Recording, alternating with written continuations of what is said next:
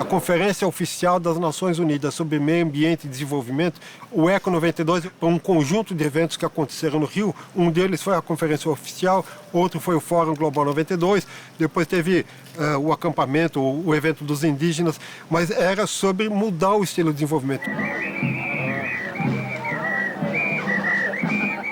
O Brasil era uma potência ambiental, o Rio de Janeiro foi a cidade escolhida como local da realização. Lembrando que a conferência aconteceu logo depois da nova Constituição, quando as premissas da nova Constituição estavam sendo implementadas. Nenhum governo recusaria sediar uma conferência internacional. É um prestígio internacional para qualquer país sediar uma conferência internacional da ONU.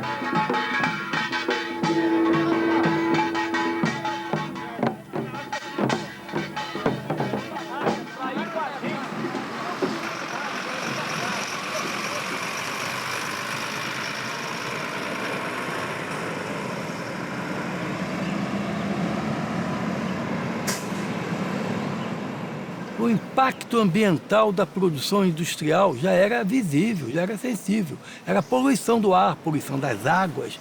Isso era uma questão importante. E a destruição de florestas, porque os cientistas de todo mundo, a maioria deles, percebia que a floresta não pode ser destruída. Era a fonte da água, do ar, enfim.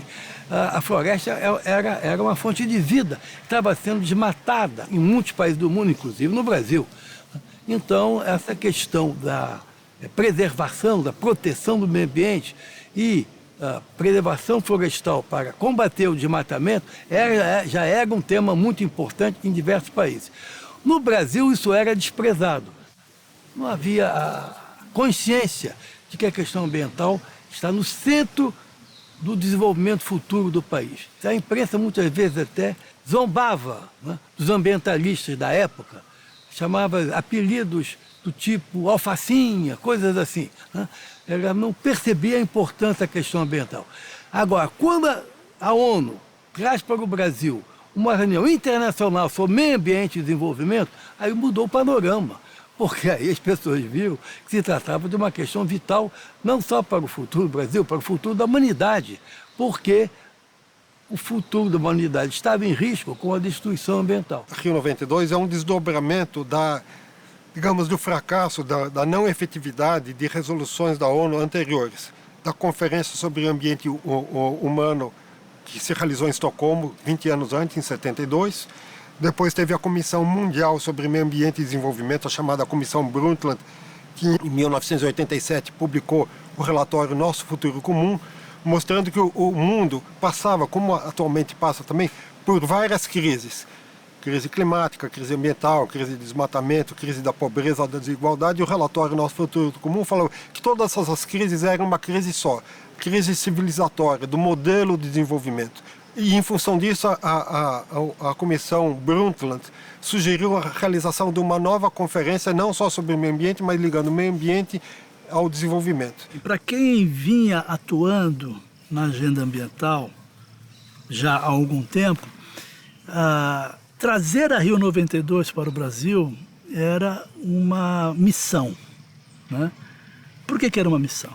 Porque era a forma de colocar o Brasil no centro do debate e, consequentemente, viabilizar, ou melhor, criar as condições para viabilizar uma evolução da agenda de conservação. Nós vimos de um período de destruição enorme do ponto de vista ambiental. Nós tivemos a década de destruição nos anos 80. Nós chegamos no final dos anos 80, com os maiores índices de desmatamento da Amazônia, né? Então, quando a Convenção das Nações Unidas sobre Meio Ambiente e Desenvolvimento definitivamente foi definida, né, para ser no Brasil, ou seja, a sede seria no Rio de Janeiro, isso criou um movimento muito positivo que puxou, digamos, alimentou um trabalho que vinha sendo feito de mudanças importantíssimas nas políticas ambientais no Brasil. Isso gerou um ambiente necessário e positivo para, por exemplo, criar o IBAMA. O IBAMA foi criado no final da década de 80. Criou o ambiente para que fosse instituído o PRODES, que é o Programa de Monitoramento de Florestas da Amazônia especificamente, criado pelo INPE no final dos anos 80, início dos anos 90. Nós tivemos a aprovação do Fundo Nacional do Meio Ambiente, ou seja, um conjunto de políticas e de iniciativas que vieram no bojo desse processo, quando a questão ambiental ganhou uma dimensão inédita, internacionalmente, mas especialmente no Brasil, porque seria o país sede. 3 de junho de 1992, aqui no Rio Centro, tem início a Conferência das Nações Unidas sobre Meio Ambiente e Desenvolvimento. 900 representantes de governo e chefes de Estado vão tomar as decisões das quais depende o nosso futuro, o futuro do planeta Terra. Chefes de Estado, representantes de governo, cientistas, pesquisadores, representantes da sociedade civil e das organizações não governamentais de todo o mundo se reuniram no Rio de Janeiro para tomar decisões, assinar tratados e propor alternativas para o futuro do planeta. O evento oficial foi ocorrido no Rio Centro. Trouxe representantes dos governos de todos os países do mundo, onde também havia a presença de organizações pressionando para que as decisões fossem tomadas de maior proteção ambiental. Mas no Pacto Flamengo, no Aterro do Flamengo, foi realizado sob a organização do Fórum Global, com o apoio do Fórum Brasileiro de ONGs e do Fórum Internacional de ONGs, foi uma grande reunião, com mais de 3.000 delegados, para discutir e aprovar uma agenda, né, da sociedade civil sobre desenvolvimento com a proteção ambiental, que chamou depois de desenvolvimento sustentável. Segundo os registros, vieram para o Brasil, para o Rio de Janeiro, 17.000 representantes de organizações não brasileiras, de todos os tipos, né, de todas as tribos. Ocupamos aquelas 38 estruturas no Parque do Flamengo, das 9 da manhã até 9 da noite, todos os dias, durante 16 dias, com debates, apresentações, palestras, filmes. E alguns de nós transitavam. Na época não tinha celular e não tinha internet. Eu representava e coordenei a delegação das ONGs brasileiras na conferência oficial. E eu vinha toda noite conversar com os companheiros, tipo Ulisses Vieira e outros, que estavam no Fórum Global. E então a gente trocava informações durante a madrugada para levar e tentar ainda conversar com diplomatas que estavam negociando os últimos retoques nas decisões da Rio 92. Uma outra coisa que foi muito importante no Fórum Global, que atraiu muita atenção da imprensa e dos delegados, era a Árvore da Vida. A Árvore da Vida era uma estrutura de um escultor que fez uma grande árvore metálica, uma plataforma no meio do Parque do Flamengo, e a ideia era de convidar os participantes, a população do Rio, de escrever um compromisso ou um desejo, né, para o mundo futuro, num papel que era colado numa folha de metal, que era colocado na árvore. E ao longo dos 15 dias, foram colocados dezenas de milhares de folhas nessa árvore.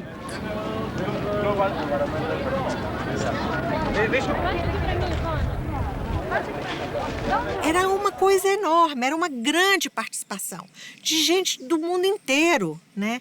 De diferentes setores. E essa riqueza toda, ela fez também com que, na minha visão, que governos entendessem como é importante a contribuição da sociedade civil. Nós tínhamos associações comunitárias, tínhamos associações científicas, nós tínhamos associações religiosas, tínhamos associações acadêmicas, todo tipo de associação. O que não era Estado e que não era mercado, participava, era aceito para participar. Todos concordam que não deve haver degradação, todos concordam que deve haver redução de poluição, de emissões de gases de efeito estufa, porém, esses processos demandam um entendimento de que a sociedade, especialmente as populações excluídas, povos indígenas, populações tradicionais, populações com menor acesso, de mais baixa renda, que elas participassem disso e que fossem beneficiadas no sentido de obterem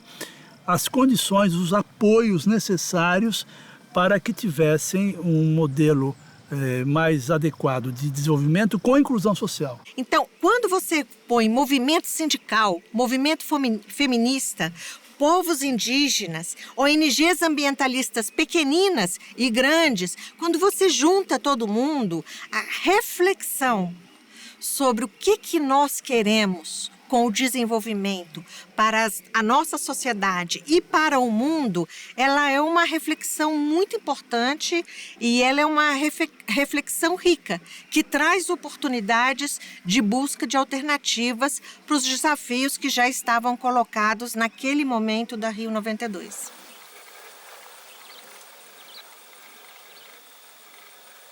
A mola propulsora, digamos, os elementos fundantes da Convenção são a conservação da biodiversidade, a proteção do patrimônio natural, com uma questão básica. Quer dizer, se você não proteger a diversidade biológica, se você não proteger o patrimônio natural, inclusive a diversidade biológica é considerada na sua forma mais ampla, não só as espécies em si, mas a relação entre as espécies e os ecossistemas.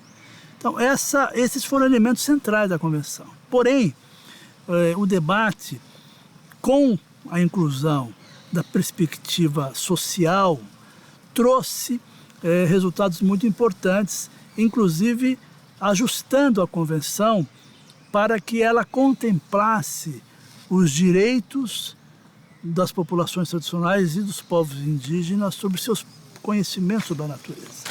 Então, esse entendimento de que este conhecimento era fundamental para o desenvolvimento científico, para o desenvolvimento econômico com base na biodiversidade, gerou um esforço de, primeiro, reconhecimento dessa cultura, dessa ciência dos povos indígenas e das populações tradicionais. E segundo, trouxe dispositivos na própria Convenção para assegurar esses direitos, tanto do ponto de vista de protegê-los, como também de remunerá-los.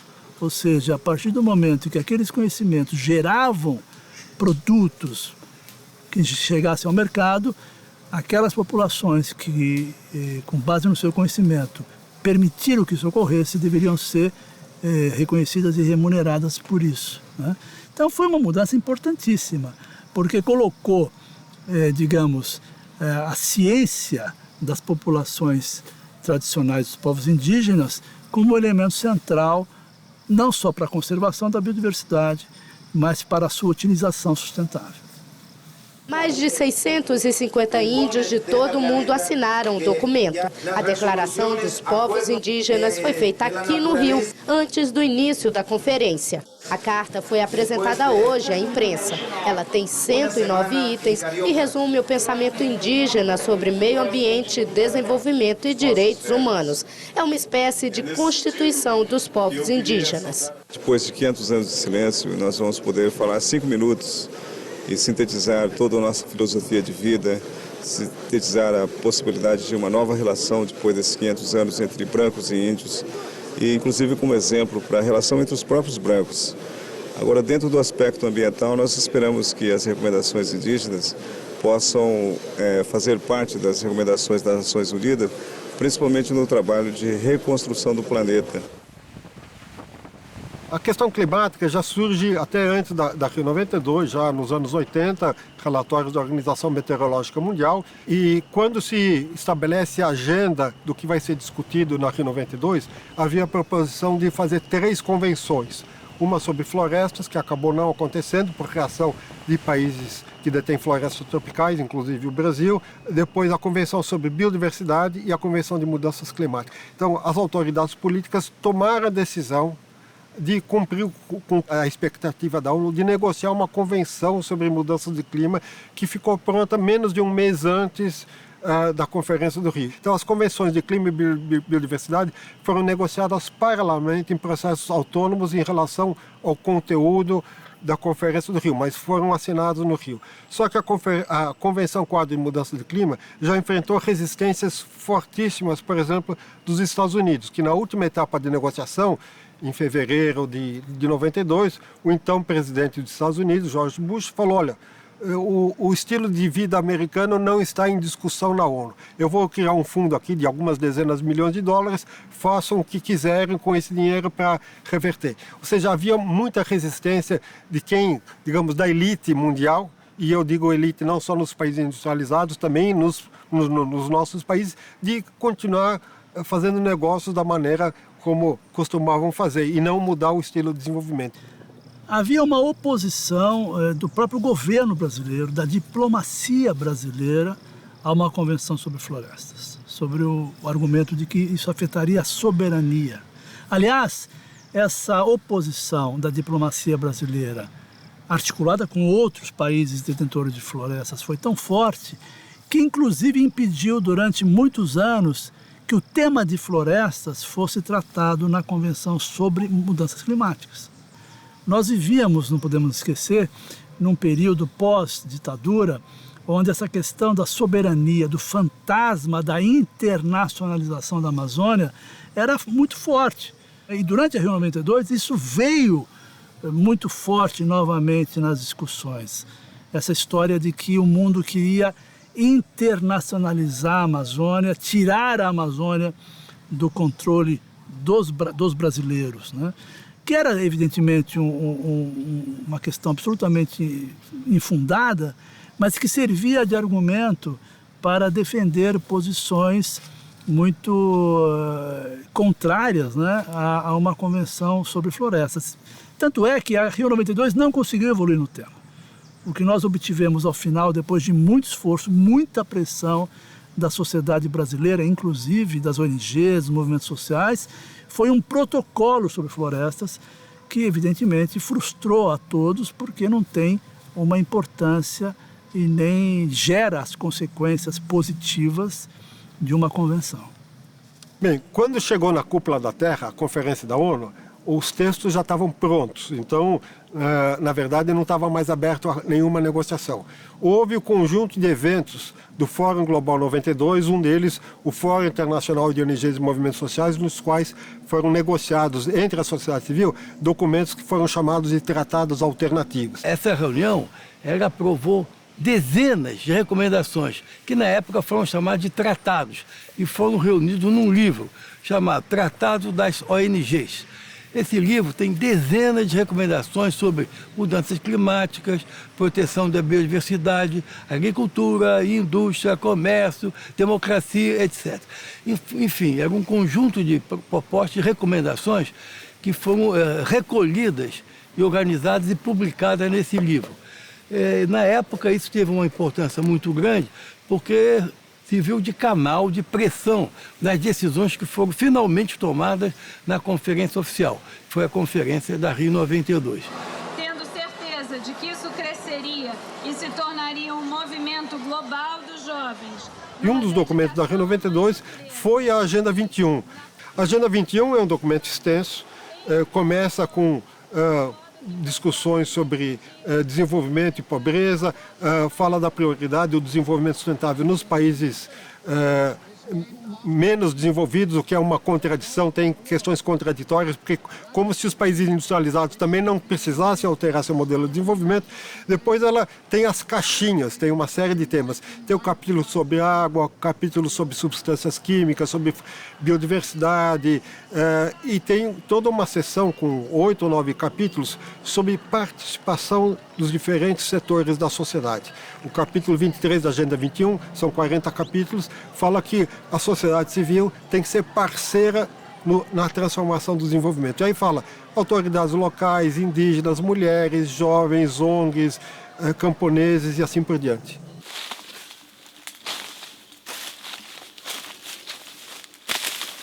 Na Rio 92, o tema da agricultura ele estava colocado, mas eu acredito que hoje esse tema ele tem uma outra dimensão, porque desses anos para cá, o crescimento da agroecologia tão importante, tão fundamental para a gente buscar outras formas de usar o nosso território, né? De oferecer alimentos mais saudáveis, não é só a forma de plantar também, é como você processa o alimento. Naquela época, quem comia os ultraprocessados eram as classes ricas, porque elas tinham recurso para comprar.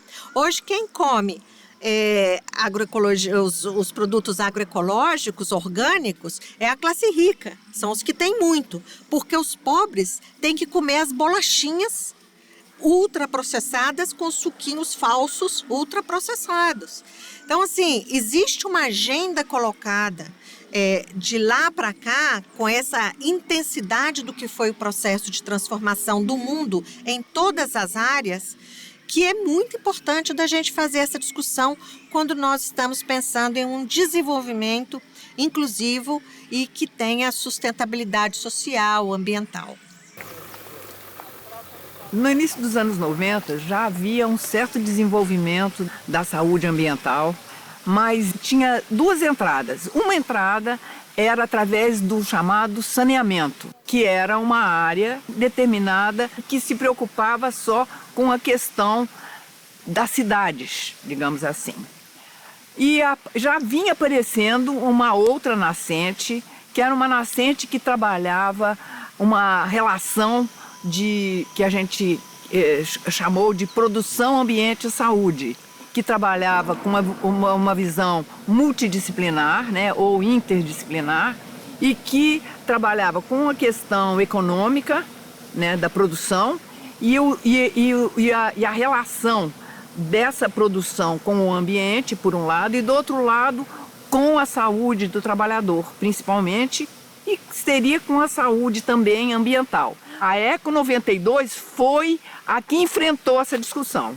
E ela já coloca nesse momento que a questão ambiental e a vida no planeta e a sobrevivência dos ambientes, importante para essa vida, só se realizaria com a cooperação de todos.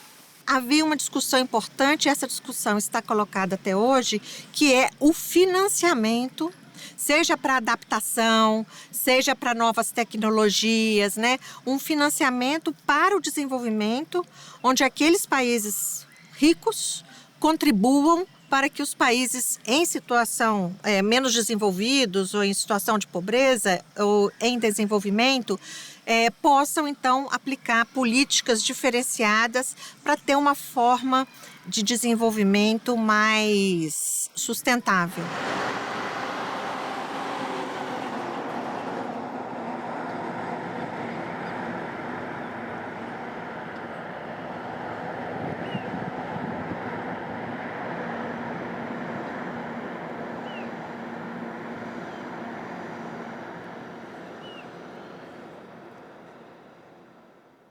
Se a gente olhar o momento que nós estamos agora, evidentemente que há muita frustração, né? Porque os desafios da sustentabilidade são enormes e nós, enquanto sociedade humana, estamos muito longe de fato, atuar no sentido de incorporar esses desafios de forma consistente. Nós continuamos aumentando emissões de gases de efeito estufa, nós continuamos perdendo biodiversidade num ritmo incrível, inimaginável, estamos pondo em risco os ecossistemas mundiais, já estamos com problemas de água, né, de redução hídrica, nós ainda não superamos os problemas dramáticos da desigualdade social, não avançamos de forma definitiva na inclusão social, ou seja, você pode olhar os problemas de hoje e falar, poxa, nós não fizemos nada. Mas se você olha em perspectiva, né, o que nós tivemos a partir do Rio 92, e todo o esforço de mudança de agenda, de incorporação do tema da sustentabilidade como prioridade na agenda política, isso é indiscutível. Hoje o tema ambiental, das mudanças climáticas, da biodiversidade, da inclusão social, da justiça social, do combate ao racismo ambiental, etc., fazem parte do debate cotidiano, fazem parte da discussão das políticas públicas, fazem parte das ações que estão sendo tomadas para reverter esse quadro extremamente ameaçador. É um avanço que vem sendo construído gradativamente, passando por alguns momentos de altos e baixos, mas se você olha puser um gráfico, os avanços ocorridos, você vai verificar que, apesar de variações ao longo dos diferentes governos do Brasil e internacionais, a média é ascendente positiva numa mudança de paradigma. A Conferência de 92 foi um marco, foi um ponto de clivagem entre o desprezo anterior e a zombaria, e a questão ambiental passar a ser considerada ponto importante das políticas públicas de qualquer governo.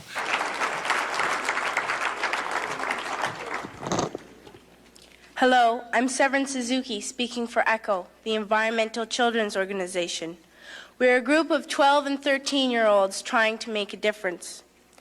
Coming up here today, I have no hidden agenda.